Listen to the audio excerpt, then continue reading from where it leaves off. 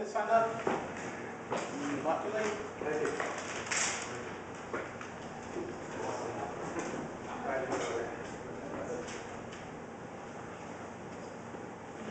Next up we have Roxy Todd. Give her a hand.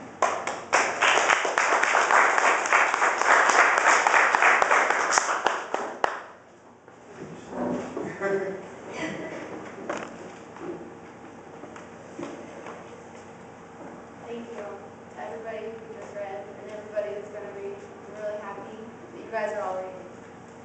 How does the volume sound? Okay. Louder? Okay. This is from a bigger story. It's actually a novel. And what's happening is this woman who keeps appearing in the adventure on really weird instances decides to tell them a really long story, and they don't really have time to hear the whole story, and so the main character is like dying listening to this old woman. But she's already told half of it. I decided to skip the first half because that's kind of the boring half. But the old woman says, I used to be really wild and sleep around all the time, and then when I was 27 I got pregnant, and I was like, ah! And so the old woman decided to give up her wild ways and get engaged. So that's the boring half of the story.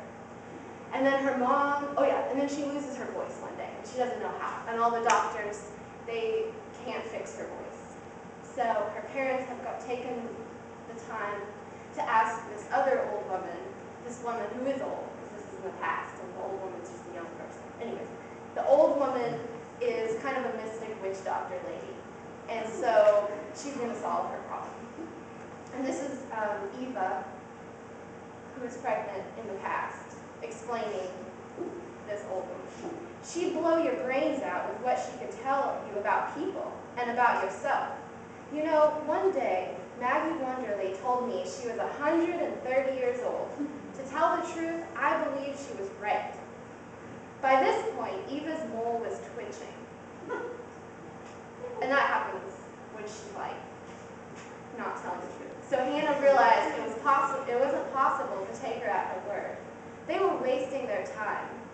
If she could only get Max's attention, she would have tried to get him to leave with her. The house was musty, and she had the feeling she was sinking into a cave. Time was dripping by in slow motion, and it killed her to sit still and listen to the old woman's lies when they had so much to do. Eva kept talking. Sometimes Maggie would drink morning glory tea and be out wandering the woods all night. The young people liked her much more than the old people did. It wasn't unusual for a few of us to lay in the grass in her garden all afternoon, just laughing and drowning with what she would say. She had 4 or 5 working beehives, and she would always tell us the things her bees told her. You know what else? I never saw the woman stung by a bee. Never. We'd leave her garden covered with marks from the bees, but they must have trusted Maggie and learned to leave her alone. And that's also how my parents and their generation thought of Maggie too. Leave her alone as much as possible, except when they were desperate. My parents were careful to go to Maggie's garden early one morning when nobody else would see, because they didn't want anybody to know that they went to ask crazy Maggie for help. They tried to tell her about my lost voice, and at first Maggie was quiet. She knew it was awkward as hell for them to come ask for help. She handed my mom and dad each a soft, plump tomato. Sink your teeth into it, then see how it tastes. They bit into the tomatoes, and the sound of them slurping up the sweet juice was the only sound. Incredible. Go on, eat the entire tomato. I'd be insulted if you didn't. See, Maggie wanted them to enjoy the tomato because she could tell it was too embarrassing for them to ask for her help. She knew all she needed to know and wanted nothing more from them than to share the pleasure of the ripest, most delicious tomatoes the summer had produced. Finally, they finished eating, and my dad opened his mouth, but again Maggie was too quiet for them. She held up her hand, a happy glow in her eyes. Mr. Dingle, you don't have to say anything. I will help Eva look for her lost voice.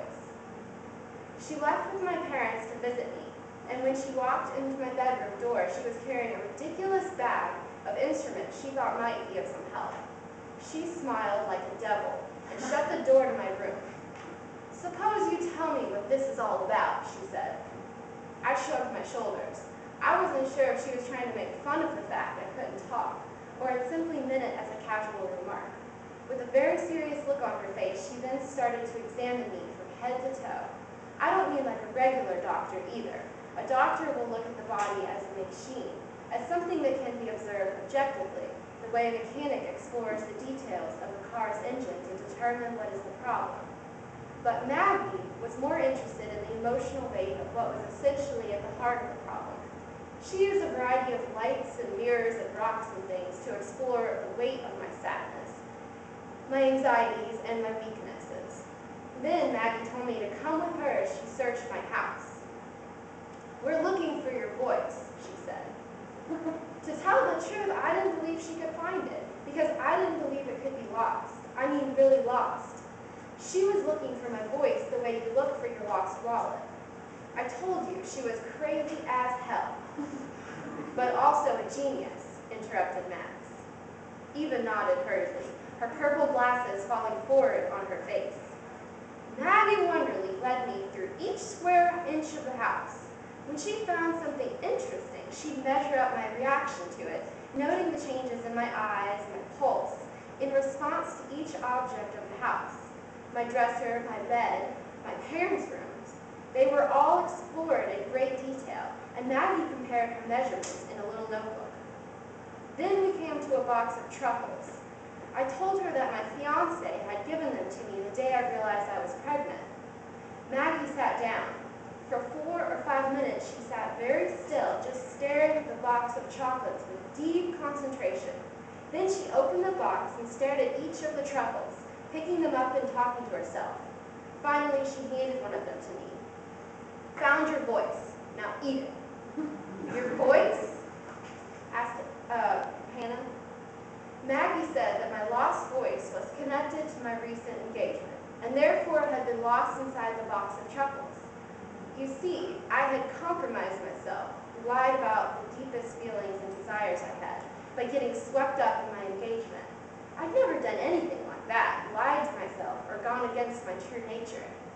"I never have ever again either," said Eva very seriously, and for once Hannah nodded along with the old woman, sort of realizing that she was a little bit making a lot of sense right now.